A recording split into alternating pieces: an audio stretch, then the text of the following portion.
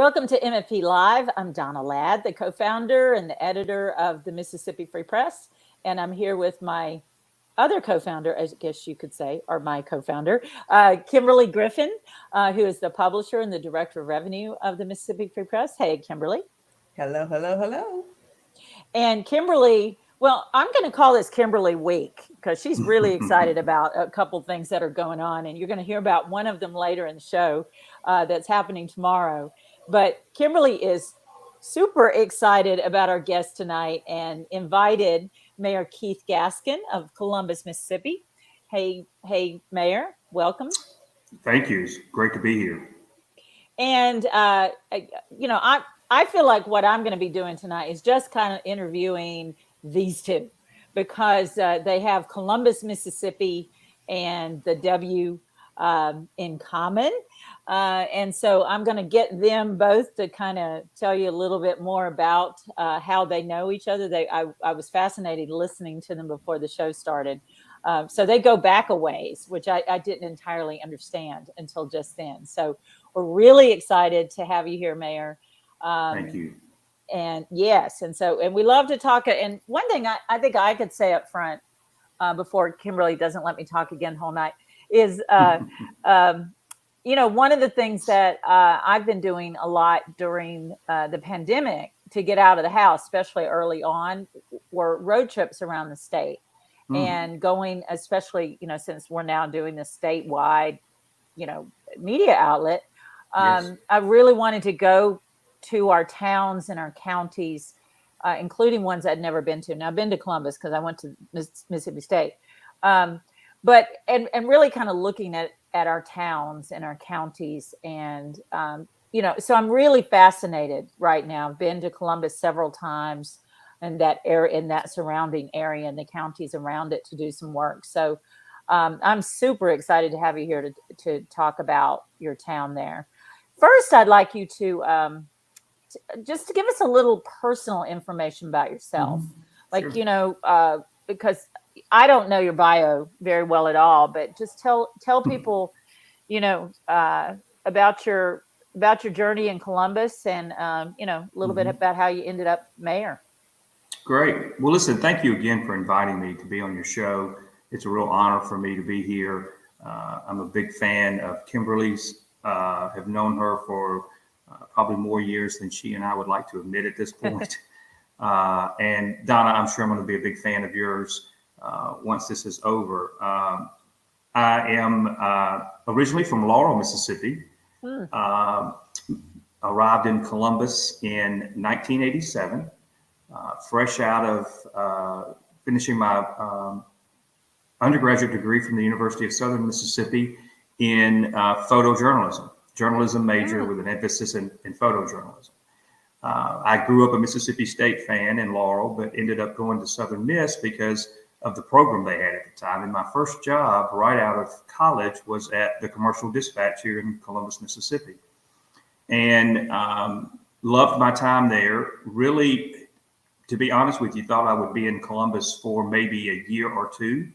My goal at the time was to be a traveling, roaming photojournalist. That's what I wanted to do. I really had my eyes on ending up maybe in DC.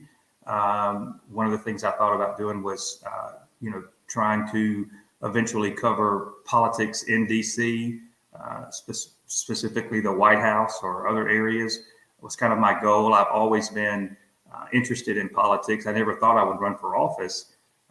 My father took me to vote when I was 6 years old with him. I would stand on his feet and check the ballots with him. He would tell me who to vote for. Then we would sit up at night and watch the returns from local, state, and federal elections. So I always enjoyed being around politics, but never again thought I would be in it. I thought I would be on the other side covering it. And so when I came to Columbus, my wife Gaines, Bateman Gaskin now, is a native of Columbus, but she was teaching school in Charlotte, North Carolina. And we met while I was here. I was roommates with her brother here in Columbus. And when she would come home in the summers to teach swimming lessons at her family's home, every summer, that's when we met. And we dated long distance for about a year and decided to get married.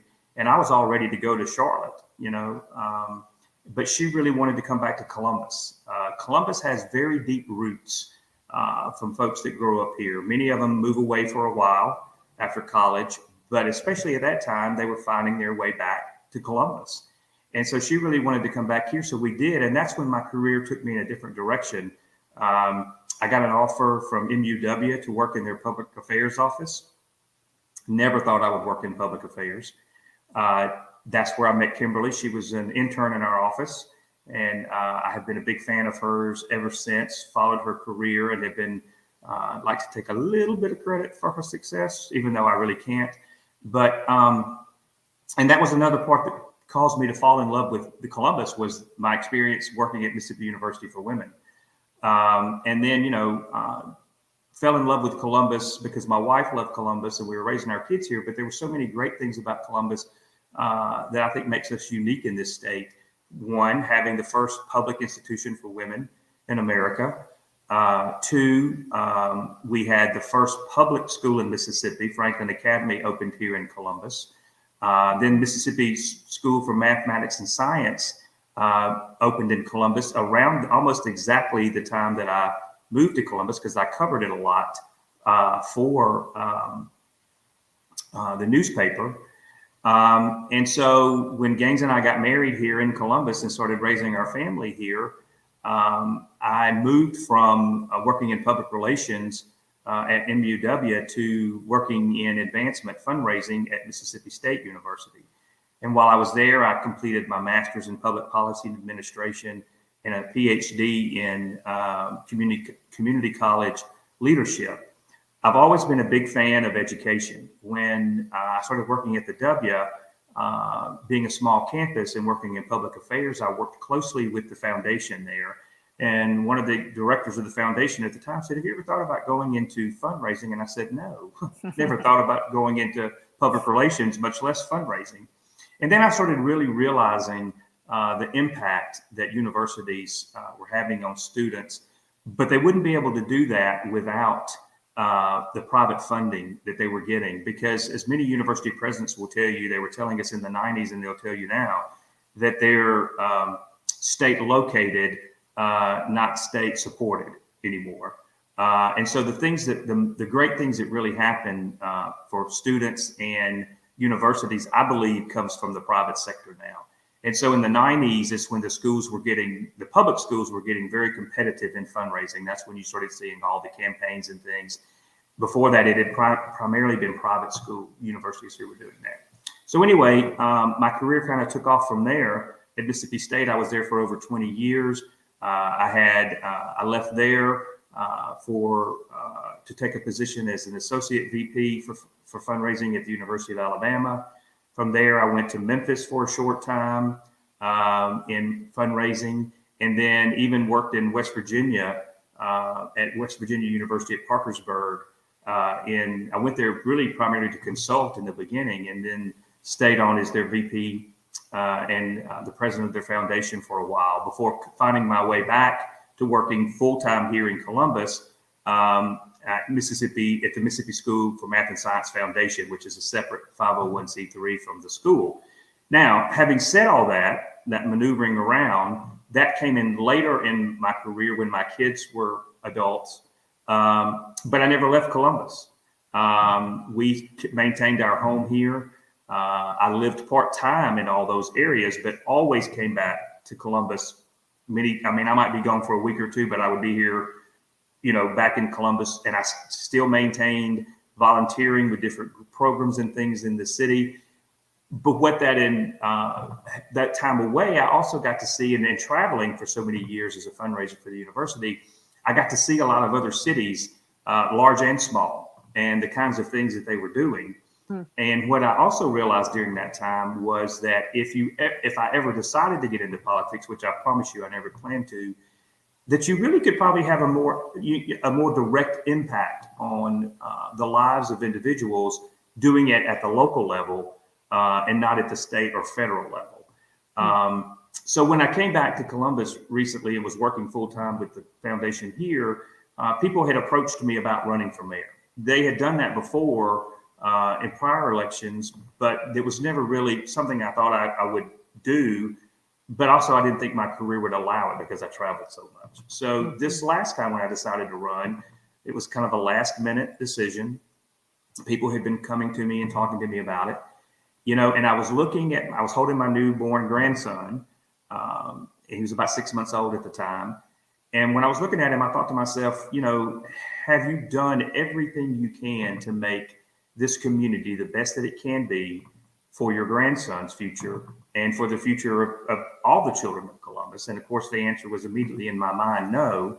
And that's why I decided to run for office. I ran as an independent.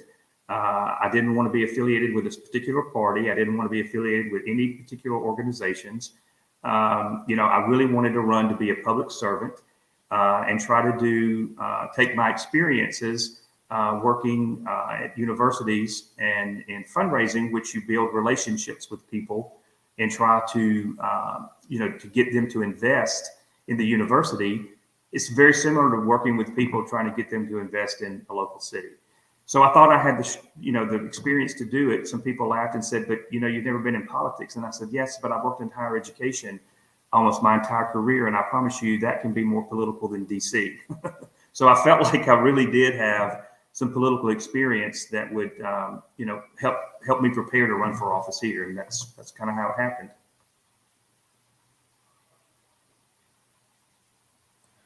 So I can remember you posting on social media, doing a poll if you should run for office. And I remember thinking, this is a terrible idea. Not because I don't think you're qualified, but I was like, who wants to be mayor? You've got a great job. Mayor is the hardest job ever. Like a mayor, you can't coast here. Like there's no coasting. Like you can coast his house. You can coast, like you can show up once or a quarter, wave and people go get there. But at mayor, they call it like when you just came and got donuts. His diabetes is bad. Well, you know what, Kimberly, my wife is probably watching this right now, and Gaines is thinking, why in the world didn't Kimberly call and help me try to talk him out of this? Because I joke with people that when I first mentioned it to my wife, I had to duck very quickly because she threw something. She said, "If you lost your mind?" But no, you're right. I kind of teased it out there using my grandson that I was thinking about running for mayor. Just to kind of get more feedback because I did my homework before I decided to run. I was not going to get into something that I didn't think I could win. And so by the time I put those feelers out there like that, I knew that it wouldn't be easy, but I knew that if I ran the right kind of campaign, I could run. I could win. And that's why I decided to, it just felt like the right thing to do at the right time. I felt like I love this town, and the town is like many towns our size. We struggle in a lot of areas. Poverty is one, crime is one. But I've always felt like that education is the answer to most all the problems that we face in our cities and across our country. I think you can find direct correlations back to education from poverty and crime and some of the other things. And so I really felt, and I still believe, that my unique experience that I've had made me very qualified for this particular time in Columbus. And I want to be the mayor, for all of Columbus. I want Columbus to become a seamless city. I'm very focused on, improvements in all areas of Columbus. And I think that we can do it. I really, truly believe we are that unique city in this town, in this state, that can be a leader. I think we can be a leader in education. I think we can be a leader in economic development and recruiting more retail to the area. And I think we can be a leader in race relations in this state. And those are some of the areas that I really want to work on.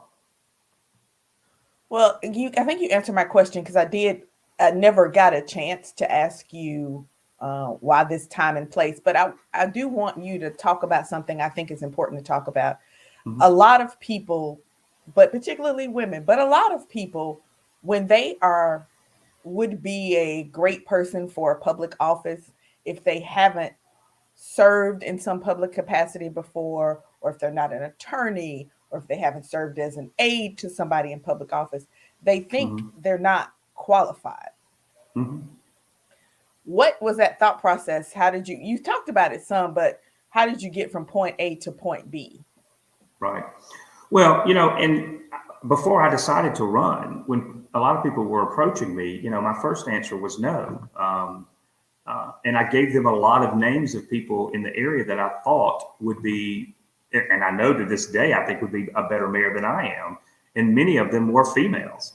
Columbus has never had a female mayor, and I think it's time that we have one.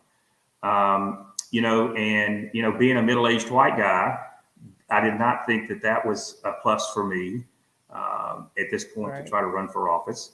But what I felt like that I could do, hopefully, is run a good campaign, run a positive campaign. I think my experience and my background was appealing, across racial lines, economic development lines. I mean, as far as the people that make up the community of Columbus. But I also felt like that my experience and my passion for education was what made me uniquely qualified for this role. I've always said, we are a city that has the first public institution for women in America, a wonderful university, a wonderful liberal arts university that, puts out people like Kimberly on a regular basis. Right. We have that history of having the first public school in Mississippi. We have the Mississippi School for Math and Science here, and those kids, do a lot of outreach to other Right. schools, and so do the faculty. The faculty at MSMS is ranked #1 in the nation and has been for the past 5 years. And MSMS has been in the top, STEM schools in the country. There's no reason this town, I mean, those are resources that other communities would pay good money to have. And we Right. also have a wonderful community college, East Mississippi Community College in our area. And so one of the things that I learned to do in major gift fundraising is that you have to be able to deal with a lot of different personalities and bring a lot of people together in a room to make in order to bring major gifts into universities. There's a lot of work that goes into that. And what I've seen in local politics is that many times, politicians let their personal feelings and egos get in the way. And those are the kinds of things that keep communities from moving forward. And as I'm not perfect at it, and some of my council members would be happy to tell you that now, that I'm not perfect at it. But what I do think that I do have a skill set for is being a good listener and trying to build compromise. Our political system was built on compromising to move things forward for the betterment of the community. I've worked really hard to try to build good relationships with our board of supervisors here in Columbus, because I think we're better together when we're working on projects together. And that's been my goal, Kimberly. And that's why I decided to run. And that's what I felt like, because I was not a politician. I understand politics and I've studied it. I have my master's is in public policy administration. So, I felt like because of that, I understood what, it took to be a leader in local government. But you never know until you step in that door. So my answer to folks is that, there are a lot of people who I think would be outstanding in public office. The question is, are they willing to step out there and take the grief that comes with it? Because it's not fun to run a campaign. I mean, it is amazing to me how people will literally make up something about you and say it as if it's fact. I guess I They guess I do it always to us, and we don't run campaigns. People come on our Twitter and say stuff to us. It's like, that's not true. Newspaper women too. Yeah, it's just not true. And so that's what I hope people will do, is to not let that keep them from getting involved in the political process. So one of the things Donna talks about, her and Tara, our producer, and her partner, they've been driving around Mississippi and kind of noticing that it's crumbling in a lot of places. Mm-hmm. I go to Columbus at least 3 times a year. Was just rolled off the board of the the alumni board, and show up for homecoming and whatever they asked me to do. I just agreed to something else they asked me to do. They Good. it's tricky because they go, oh yeah, roll off the board. But hey, now since you're off the board, you have free time to do this other thing you need to do, right? Well, Kimberly, you could just move back to Columbus. You could do this work that you're doing from Columbus. The pandemic showed us that you could live almost anywhere now and do your job. So I think you should just move back to Columbus. We'll All right, talk about stop that it, Mayor. That's the mayor's going on various shows recruiting people to Columbus. It's a great plan. But one of the things, and you live somewhere, and it's like your house. You know where all the cracks are. Like I can tell you where every rotten board in my house is, right? And other people are like, "What are you talking about?" Well, when I'm in Columbus, and I say, and I'm gonna, preface this by saying, I know that Columbus and Starkville and the Golden Triangle are insulated from a lot of the crumbling infrastructure problems because they are a higher education hub.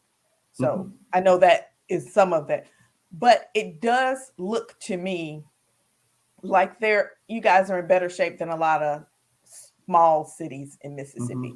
And when I was there, I have no idea what the industry is now. I just come to hang out and eat. So there was the paper plant, the Air Force Base, Bryant Foods. I'm probably forgetting something. Those are all correct. Tell me what the landscape, and I know those aren't all in Columbus, but they are, parts of your economic infrastructure. Tell me what your economic landscape looks like right now and what you like to add to that in the next couple of years. Well, Columbus, the Columbus and Lowndes County, or especially Lowndes County, and now the Golden Triangle, we're fortunate to have the link here in Columbus. Joe Max Higgins has been leading that now for several years, and he's got a good team that works around him. And they have been successful over the years in attracting industry to the Golden Triangle area. They started off focusing on Columbus, but now they also work with Starkville and West Point. And, we've lost industry, but we've also gained good industry in recent years. We also have the Communiversity that is part of East Mississippi Community College, which is a great prospect for us as far as being able to attract industry here and helping prepare employees to work in those industries like PACCAR and some of the others that are here. Now, having said that, in Columbus, we've lost industry inside of the city limits. The link is working closely with us to try to attract industry, but when you're inside the city limits, there's some limitations that you wouldn't have when you've got more land in the county and areas like that. So, but part of my plan is to, like, for instance, we had Kerr McGee that was here in the city limits, and there's a whole nother story about what's going on there and how it's adversely affected the citizens in that part of Columbus. It's been going on for quite some time, and something I'm really getting more involved in with now. But there's some sites like that, and Sanderson Plumbing that was here that's no longer here, that I think that the city could be more aggressive in trying to recruit industry. We're working with a group, the Whole Properties out of Augusta, Georgia, purchased Lee Mall a few years ago, and they're looking at investing $12.5 million into that mall, trying to bring it back to a level, and it would be completely refurbishing that mall, making it an out-facing mall instead of an in. You see that happening across the country, and we're fortunate that we have Whole Properties doing it because they've done this successfully across the country. Mr. Hull himself is very involved in higher education in Georgia.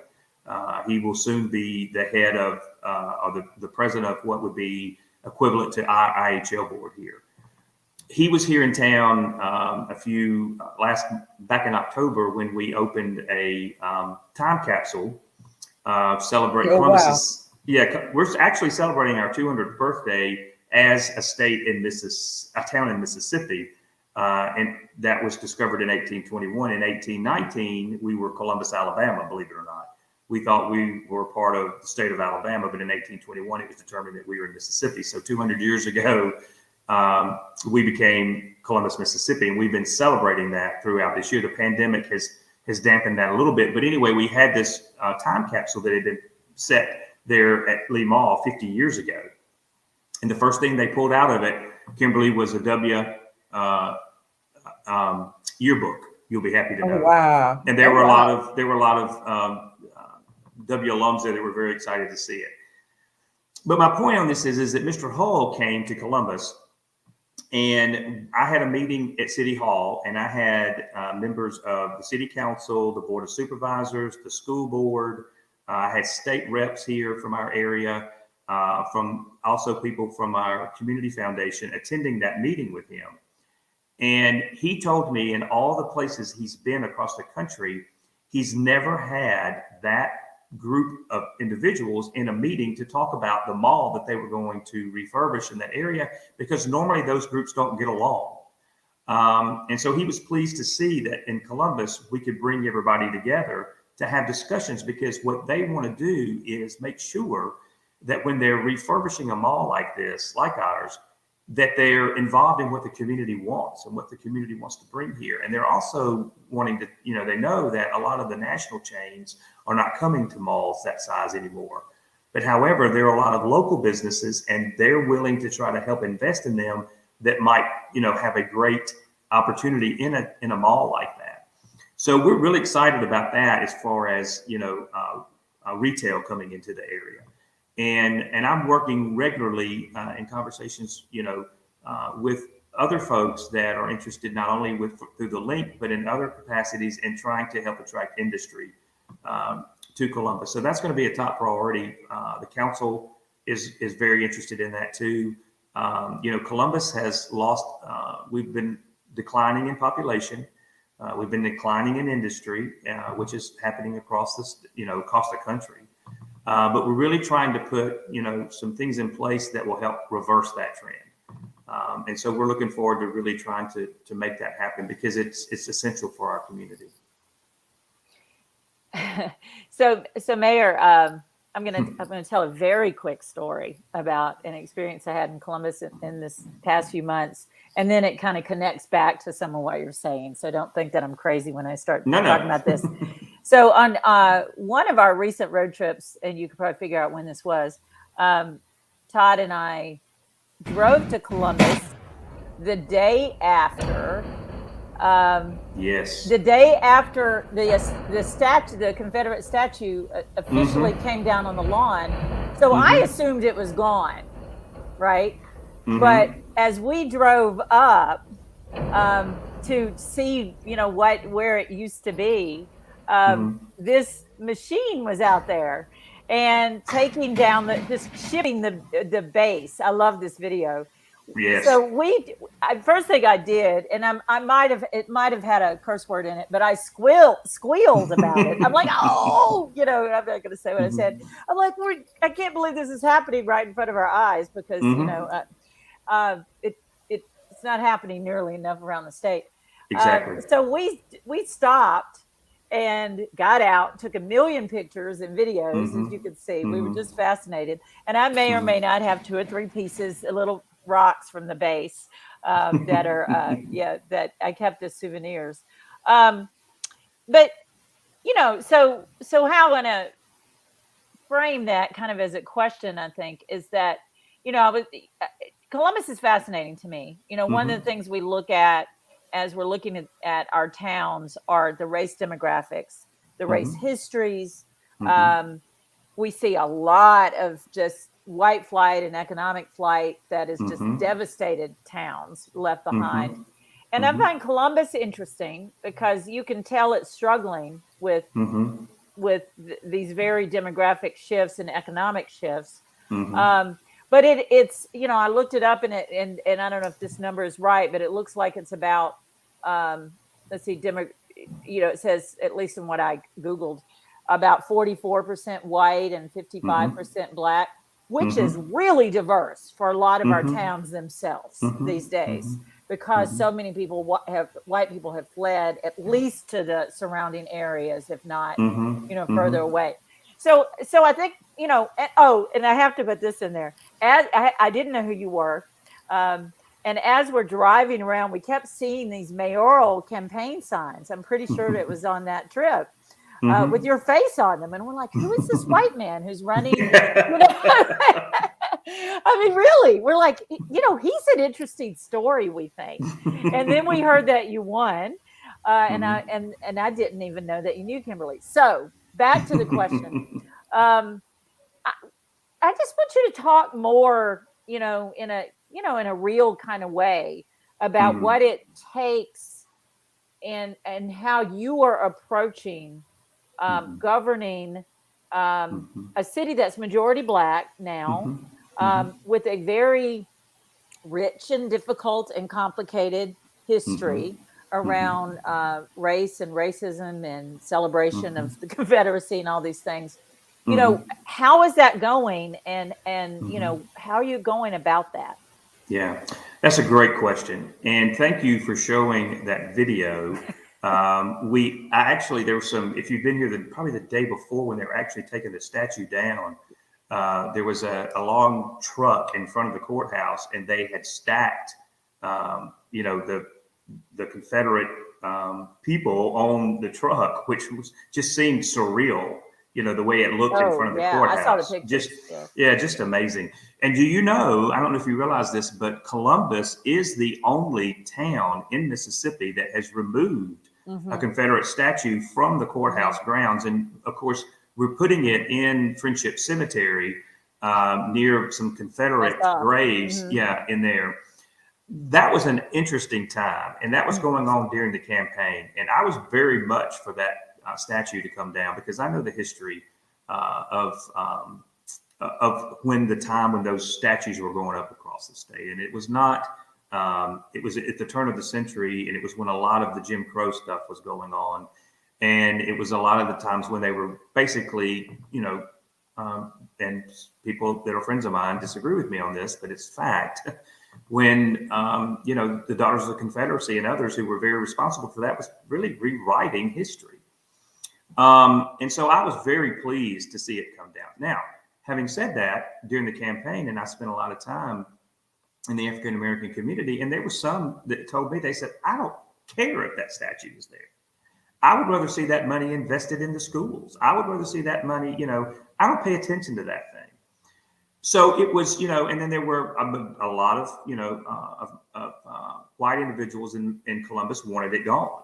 And then of course, there were others who did not. But what I found during that time was, and I've learned, and I've come to believe it more so even now, that this city is not nearly divided along racial lines as some would like for us to believe. We do have the extremes on each side, and most of those are usually the most vocal. They're the ones that you see on social media or writing letters and that type of thing. But I think it was a great beginning for us in Columbus to begin to have those difficult conversations about race relations. I've been visiting with a lot of people at MUW and with the public schools here and other places about the importance of us trying to have these conversations. And we're going to try to create safe places where those conversations can happen. But when you do that, you really have to make sure you have people in the room who have had professional experience at it, because one thing said here or one thing said here could ruin the whole conversation. And a lot of people just don't take the time to step back and try to see a point of view through someone else's eyes. I think Columbus can set an example for the rest of the state, because these are important topics, and they will be, a part of how we grow as a city, a state, and a country in having these difficult conversations. The politics in America right now is toxic. I'm a registered Democrat. Most of my family and a lot of my friends are Republicans, and I have voted for Republicans over time. And one of the reasons I wanted to run as an independent was because I think when people see that R or D now, they immediately take a side. They immediately put, something on you that is not part of your beliefs or your morals or your beliefs in how a city or a state or a country should run. I don't know if y'all noticed, but when this year there was an article in, I can't remember where I saw it, but it was talking about the rise of independent mayoral wins in the state of Mississippi. There's several of us now that are independents, and so I think that plays a big part in. But I had a lot of people, tell me that you should run as a Democrat. You should, you should run as not very many people in Columbus told me to run as a Republican, but there were some who probably would have preferred that I did. But I've had a conversation with a lot of the people since, and I have friends that have very strong opinions on both sides. And what I've tried to do is say, look, we can disagree about these things, but we don't have to be disagreeable. And we need to stop and listen to other people's perspectives. And like I said, on the statue, there are people in this town now that will tell you that, again, like I said, that African-Americans that said that they didn't think anything about that statue. They didn't care about that statue. They want to get past that. But I think that that you really have to get a clear understanding of the history of those statues, why they were there, why they went there, and what they were trying to accomplish with those. And until people really begin to believe that and understand it, just the same thing that we had with the flag at the same time in the state of Mississippi. I was a big proponent of changing the flag too. But there's certain circumstances at certain times that begin to change the tide of that, and now there's so many people that told me that they were against the changing of the flag originally, but now that it's happened and they've studied it more and they realized how the origins of our flag originally, that, they're so happy that it happened. And so I think it's things like this that educate us and take us to another level in, our systems of government and in our everyday lives. Yeah, there's the picture. Yeah, that's interesting. But yeah, I'm sorry. Go ahead. No, you go ahead. Whoops. All I was going to say about that statue, I take pictures of the statues across the state, and we bizarrely enough missed it when we were there the first time. We just didn't quite get to the statue. So I never actually saw the statue before, in real life before it went down. And it was a complicated one. In fact, I won't belabor the fact of the history that is not understood about Stephen D. Lee, who is, kind of a hero of Mississippi State and of Columbus with his family. But he's buried here. He's buried in Friendship Cemetery. We went to Friendship Cemetery looking for his grave and actually saw the spot where they were going to put the statue. But I will say this to people: you're talking about not knowing the history. This is a big part of what we do. And I'm putting we're putting this article up because this is a piece that I and John McGee did that's about Mississippi, Starkville and Mississippi State facing kind of a historic reckoning. But I do encourage people to read this piece because it's got a lot of the history you're talking about, including about that when that Columbus statue went up, which is his wife, I think, was it was part of. But there's a whole family, so there's a lot of history, and I know that city and not everybody knows this either. It was so prominent, back in the early. It was a prominent city that was very wealthy, back during plantation times, and so that makes it. People get a little bit more dug in as a result, right? Of when that history, and even when that history is important to your economy sometimes. Right. Well, let me tell you this, and I'm very proud of in Columbus too, is we have a new organization in town called the Preservation Society that was formed a little over a year ago. And they have taken over what used to be called our pilgrimage, where, the tourism was focused primarily on the antebellum homes here. The Preservation Society is made up of folks in the community from all races, and Columbus is focused on now telling the full history of Columbus. And so the future pilgrimages will look very different from what they have in the past. We will have events that are around. We have a very wonderful African American history in Columbus, and Native American history, and Jewish history.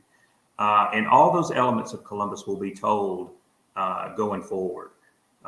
It's going to be a new day here. I'm telling you, I was visiting with a gentleman today whose family owned the Queen City Hotel here in Columbus, which was a very famous hotel where African Americans stayed.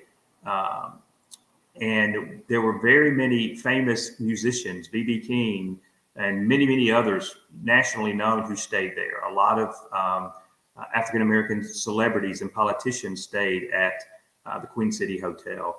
It no longer exists, and it's in an area of Columbus that was a thriving area for the African American community. And so I was talking to him today, and we were talking about ideas of trying to find ways to revitalize that area in Columbus. We've thrown around ideas about, bringing back the Queen City, rebuild it in the form of a museum that offers, places for blues musicians to play, but also offers, educational programs to talk about the issues that we've been mentioning. Look, I was born in 1964 in Mississippi. Growing up in Laurel, Mississippi, I distinctly remember in the early 70s being with my mother at the doctor's office, being a young child and looking around and noticing that I was sitting in a different waiting room than the African Americans across the hall. And at that time, it was not required for them to do that. I also remember going to the theater to see a movie and noticing that we were going in one entrance and the African Americans were going in a different entrance to still sit in the balcony. And my mother was difficult for her to try to explain to a young child why that was.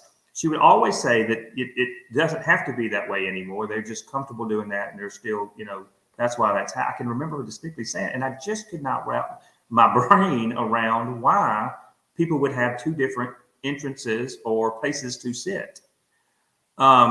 I remember seeing, Jones County is a 2-county seat. I distinctly remember seeing the water fountains outside of the courthouse in Ellisville, and one said white and one said black. And they're still there. Yes, they're covered now. Yeah, I know. But in the 90s, they were not covered. Yep. I distinctly remember seeing that. So it hasn't been that long ago. And that's just touching on some of the terrible things that happened in the state and around the country that, and people, seem to forget that, or, they'll say something like, well, I had nothing to do with that. Well, that's not the point. It happened, Right. and it needs to be, discussed. It needs to be, it doesn't need to be, whitewashed or whatever term you want to use to say these things didn't happen.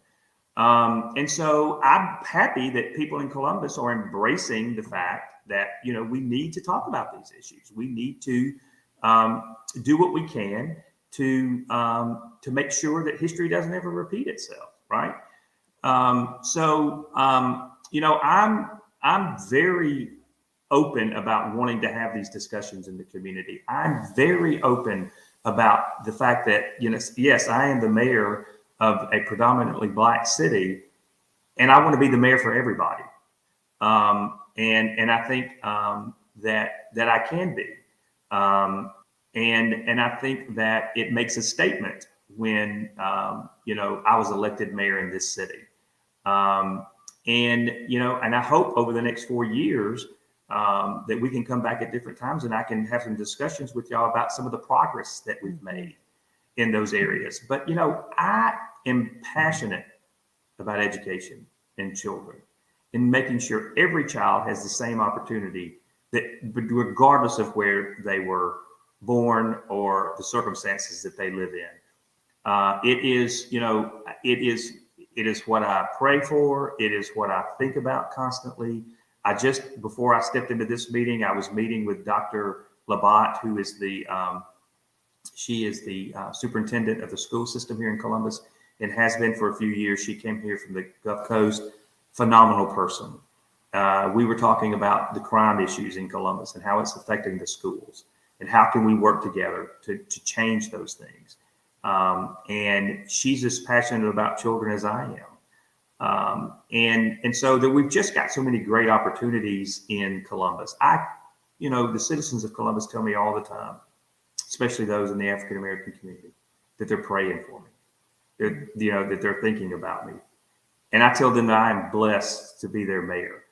I was talking about a lady that I visited with right before. I started a program here in Columbus where it's called Walking with the, I can't even remember my own tagline, Walking with the Mayor, Healthy Conversations. And so I'm going into different communities and walking in neighborhoods with people and letting them tell me about the issues that they're facing in their neighborhoods. We're talking about the importance of getting out. And I gained 20 pounds during the pandemic. When I went to my doctor's appointment, and she told me that, I jumped off the scales and I said, that cannot be. Let me take my shoes off. I cannot weigh that much.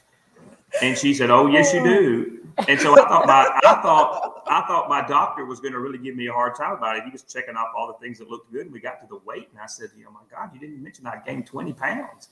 He goes, well, the average was 40 during the pandemic. So you didn't do too bad. Oh, my goodness. That is, but I'm really about the. Oh God, it's walking terrible. With people. She's talking. If Donna's gonna steal your idea, she's gonna go to your neighborhoods and start walking with the people. Right? I love it. I mean, driving, but somebody helped me come up with that tagline. I think it's called Walking with the Mayor. How can you not think of this, Keith? But it's Walking with the Mayor. But but we added the tagline Healthy Conversations, and I want it to be about getting out and walking and learning about the neighborhoods, but also getting people out and walking and talking about the importance of health and eating properly and all those things. So I truly believe that my job as mayor is to be out in the community with the people. Mm-hmm. I want to hear from them. I learned a lot during the campaign from average citizens who are not involved a lot in local politics or on the boards of any of the or any of the things that we have at City Hall that they could be a part of. They're living their lives every day, taking care of their children, going to work, trying to have a quality of life. And I sit and listen to them, and I learn so much from them. And I promised them if I won, I would take these ideas that I got from them to City Hall. It's not important who gets the credit for things. It's important that we work together for the betterment of everybody. And that's, and I will say this, and I've said this many times, and it's absolute truth, and it kind of goes back to the question that Kimberly asked me earlier.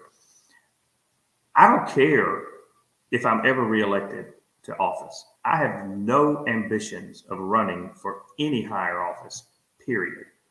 What I want to try to do, if I can just make a little bit of a difference here in this community, possibly inspire people who would like to have a career in politics.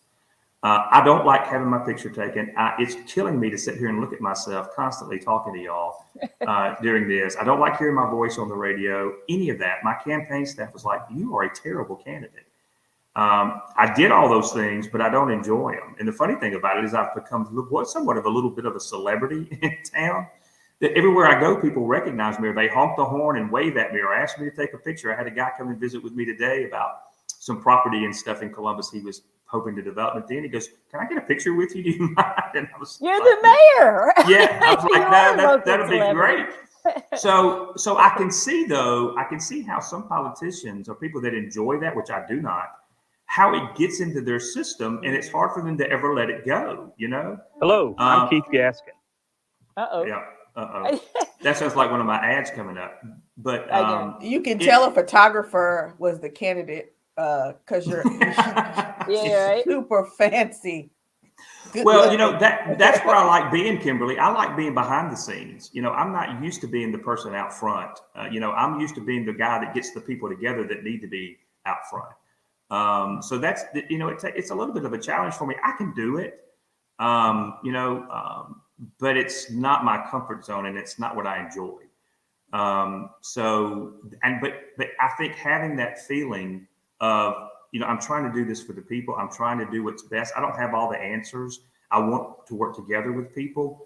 But the fact that I'm not thinking about making a misstep because I might not be reelected, that's a freedom. And the fact that I'm not saying, okay, I'm going to try to do this for so many years and then I'm going to run for something else, that's a freedom.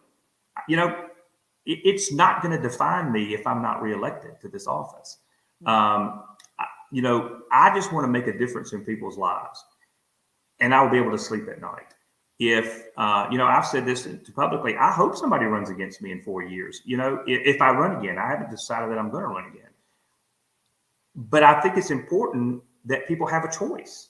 And I think it makes individuals who are in office better when they have people that, challenge them or help them think more creatively or, don't sit on their laurels. There are a lot of candidates that say, are you crazy? You shouldn't want anybody to run against you. Well, I guess I am crazy, but I think the citizens deserve a choice. And I hope that, they have it in all of our, we've had a couple council people who not, had people running against them. And I don't think that's negative for them.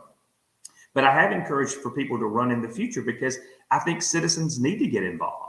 I think citizens need to pay attention to what's going on in local politics. If you look at the numbers of people who vote in municipality elections, it's appalling. It's so low. I think one of the reasons is because it's in July, and especially in Columbus, when you vote, and I think this is the way in other cities too, when you vote in a city election, you vote in a completely different place than you do for county, state, or federal elections. Mm-hmm. And when I went around as an independent, I had to get 50 signatures to run because I was running as an independent. Most of the people that I talked to had no idea what ward they lived in. They didn't know who their city council person was. They thought their council person was their supervisor. I mean, people are busy and they just don't pay attention to local politics. So I hope, if nothing else, I can encourage people and citizens to get more involved because the communities that are thriving has a very active population. People who are serving on boards, people who are volunteering. I'm working on another project to help clean up Columbus. Our nickname is Possum Town. And so one of the things I've tried to do, and there's some graphics out there that I've done, and we're working hard to get this kicked off, is when I was a kid, the litter bug came by the schools and talked to us about that. And that always stuck in my head. And so I was trying to think of something that we could do in Columbus that would play off of Possum Town. And so I came up with the slogan, "Don't be a litter critter, pick it up, Possum Town." And so we've got this fun graphic of a possum who I refer to as Mayor Possum. I've got a puppet now, Mayor Possum. And I'm going to try to go into the schools and different communities and talk to the kids about. Kimberly, do you remember Mark McCrary from the W? Of course I do. Well, Mark and Mark. Yeah, that's right. Mark and Mark. Marks. Yeah. Well, Mark McCrary is the one who did the cartoon of Mayor Possum for me. And he and I are going to try to work on some, maybe a comic book for the kids about it to try to encourage them, to pick up. The idea is to have, Mayor Gaskin and Mayor Possum, and you've got the citizens of Columbus and the citizens of Possum Town, the critters, talking about cleaning up and and doing those things. And then we've got a lot of volunteer groups in town that want to help actually get out and pick up the litter in the community. So those are the kinds of things that I enjoy doing as mayor that I think helps bring the community together. And that's why I think it's important as a mayor to be out in the community and listening and working with people. So you've got 3 minutes to answer this question. So I'm sorry. So just go. You may only want. You're saying, Keith, you talk too much. Be quiet. No, that's why you're here. You're here to talk. We're not here to talk. You're here to talk. So audits. I know you really want to talk about this, but one of the things I'm noticing is I do think people are paying closer attention to their municipal governments. Basically because we had to slow down a little bit, and we started noticing that those really, like you talked about, those really do that. The mayor, the city council, the supervisors, those really affect our lives more than we often think about. So there are some things going on with your audits right now. I know that you guys are talking about. So I think the normal audit's a little behind. Is that? And you've called for. You didn't quite get it, I don't think yet. I've been trying to pay attention, but I'm trying to follow my own municipal politics. You called for a forensic audit. I did. Tell us what's going on with, kind of tell us why audits are important. I think it's obvious, but obvious doesn't mean that everybody knows it. And kind of what you want to see happen. I see I gave you too much. I gave you too many questions. I must No, that's good. No, and I'm happy to answer this question. I'm not, I feel strongly that the city of Columbus needs a forensic audit, and I will continue to work with the council to make sure that happens eventually. Working in fundraising for so long, I even learned how much more important it is to be good stewards of people's resources. I think people often forget that we're dealing with taxpayer dollars, and there are laws in place that we must follow. But I think we even need to go the extra mile in being very transparent about how we're making those decisions. This year on the budgeting process, y'all might have read the news that we, as we were already setting the budget and had voted to give raises to the city employees, we found a $1.5 million mistake in our budget. That was not fun. It was not an intentional mistake, but it was something that was another example of how Columbus does not have its financial resources exactly where they need to be. The reason that,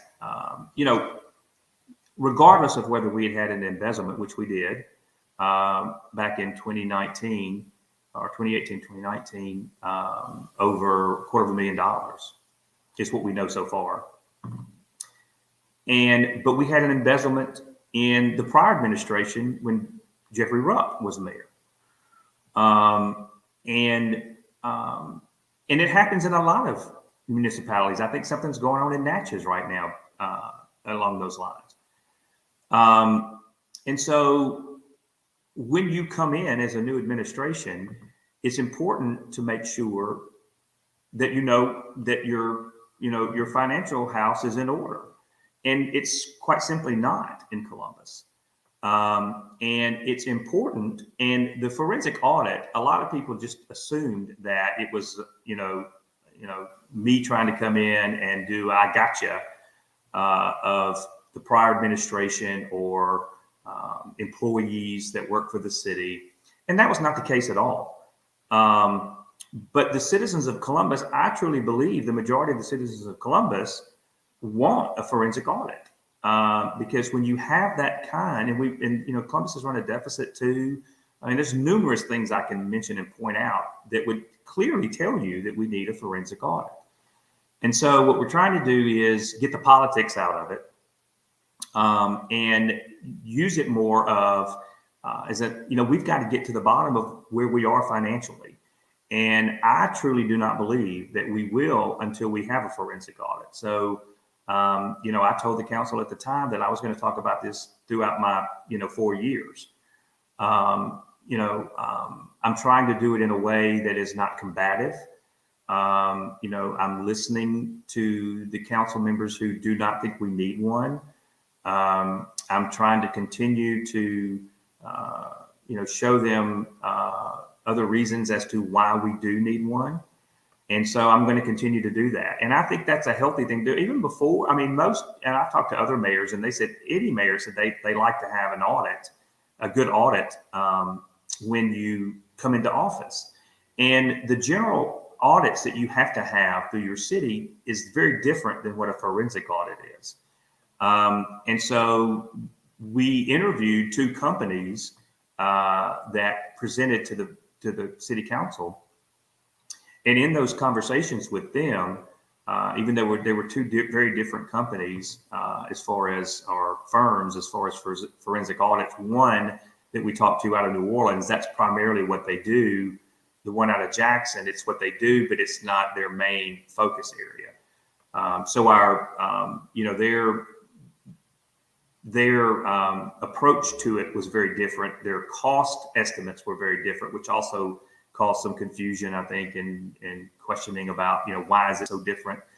But because you really, until they get in and start looking at things, you really don't know how far the audit will have to go. But I just firmly believe that we have to do everything we can to be good stewards of the taxpayers' dollars.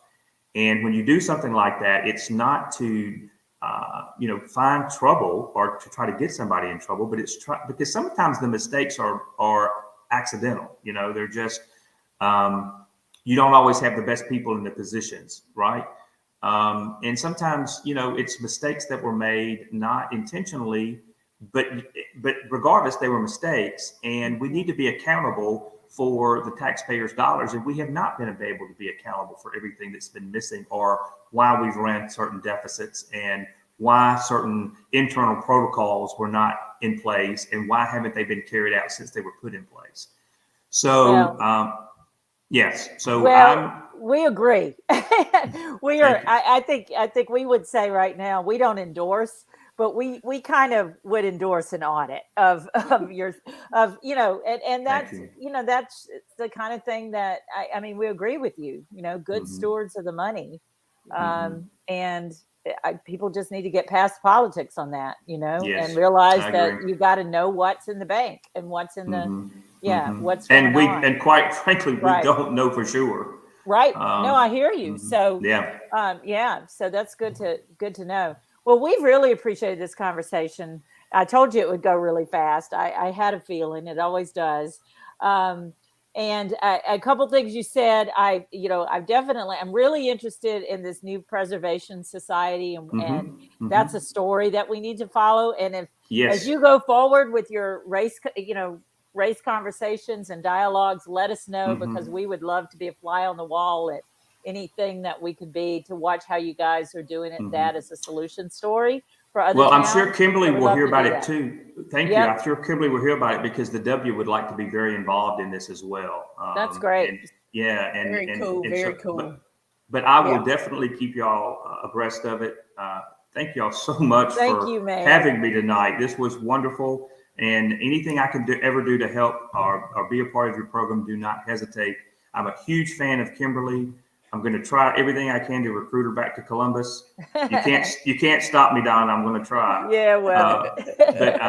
And anybody that will tell you that I meet them somewhere, I'm trying to recruit them to Columbus, because I think it's a great place to be, and we need more great people here. But thank y'all so much. It's been my pleasure. We appreciate you. And to everybody else listening out there, remember, you can share this program later. Please do. YouTube and Facebook Live. So please get it out there. Now we want to drop a really quick announcement. We're in the middle of our year-end fundraising season. We call it News Match. It's going really well. We've raised in November, we raised over $60,000, and we're still on our campaign. But we have a special pop-up happy hour interview tomorrow from 4 to 5 p.m. that we are just announcing. And we think that's okay because of who our guest is. And this is going to be a members only thing. Kimberly, tell them who our guest is tomorrow.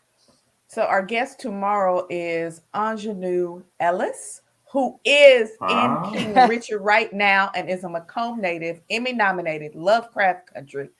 People don't know she's from Mississippi. She's burning up Hollywood. She is a fantastic supporter of the Mississippi Free Press. And if you've donated in 2021, you will get an invitation in the morning. And if you haven't donated, I would go donate right now. Absolutely. That's I'm going right. to. That's right. And in any amount. And I think, is it? I'm going to donate right now. And I'm telling you, that's a big jump up from who you had tonight on your show. No. Kimberly, I told you, Kimberly's very excited about both guests. That's fantastic. Congratulations for getting her. That's great. Thank you. So how late tomorrow can people donate and still they get can in donate the door? until 3:30 p.m. 3:30. Okay. And we're guaranteeing you get an invitation, but we are going to have somebody watching to get everybody an invitation that we can. And any amount, right, Kimberly? Any amount, donate any amount.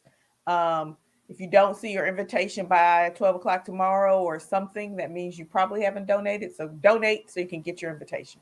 That's right. So join us. We're going to talk to Anjanou for an hour about what she's doing in the film world, but also about growing up in Macomb and, some real talk. She was really big for years in the effort to change the Mississippi flag and so much else.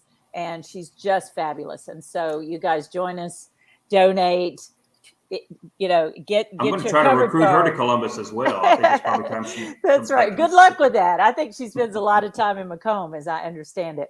So that's it. Thank you so much again, Mayor Gaskin. We so appreciate you. We're going to be up there on your doorstep in Columbus to do some stories. And the rest of you join us tomorrow for our pop-up happy hour, 4 to 5 p.m. Let's do a good turnout for this. What I'm going to predict is a future Oscar winner, Anjanou Ellis. So we're really excited about it. We'll see you guys. Do we know who we got next week, or am I announcing somebody? Anyway, we'll tell you guys on social media about MFP Live next week. We've been kind of busy with these other ones. So we'll see you guys very soon. See you tomorrow at 4. Thank you again, Mayor. Thank you. My pleasure.